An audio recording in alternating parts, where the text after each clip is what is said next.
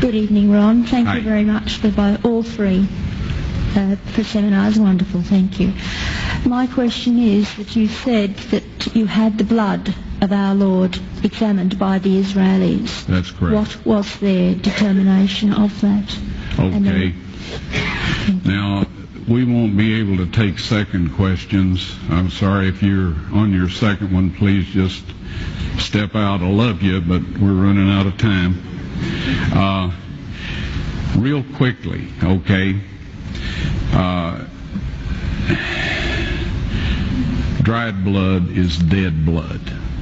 Everybody knows that, all right? They can test the blood of the pharaohs, the mummies of the pharaohs, all right? There's certain things they can do. They cannot get a chromosome count by any method I'm familiar with, all right? Things keep changing. I don't profess to know everything. However, there's no way I know that you can get a chromosome count out of dead blood. You can get a DNA and some other things, but not a chromosome count, all right? That's done by living white blood cells. Now then, first of all, in this analysis, I took the blood into a laboratory in Israel. I asked one of the people I work with in antiquities, where is a good laboratory that does reliable work? And they said, such and such, such and such. I took it. I just said, please examine this blood and tell me what you can tell me about it. All right? They said, well, look, we're going to reconstitute it. We're going to put it in normal saline and keep it at body temperature for 72 hours with gentle swirling. All right? That's their business. That's great. I said, now I want to be there when you check it out. They said, fine. So I was back. They checked it out. I said, now, they said it's human blood. We can tell that. They did whatever tests they need to do.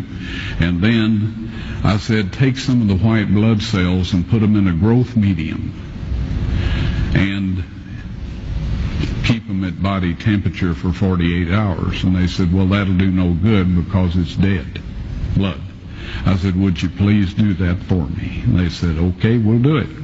So anyway, I said, I want to be there when you take it out and examine it.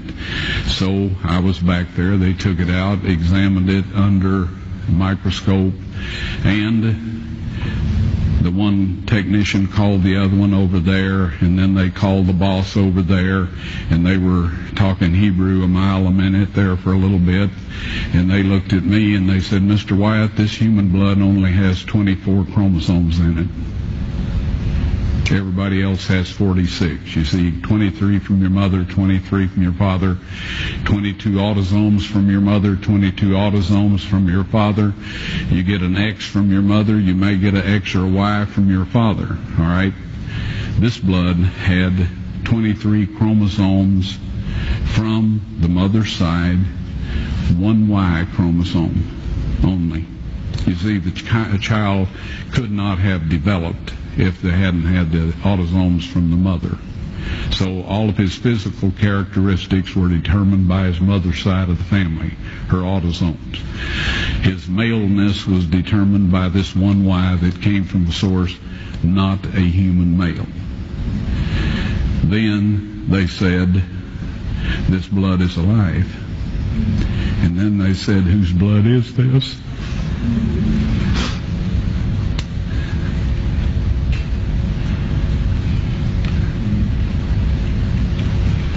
I said, it's the blood of your Messiah.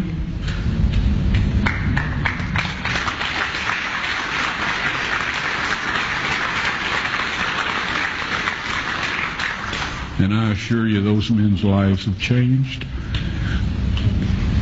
You're welcome.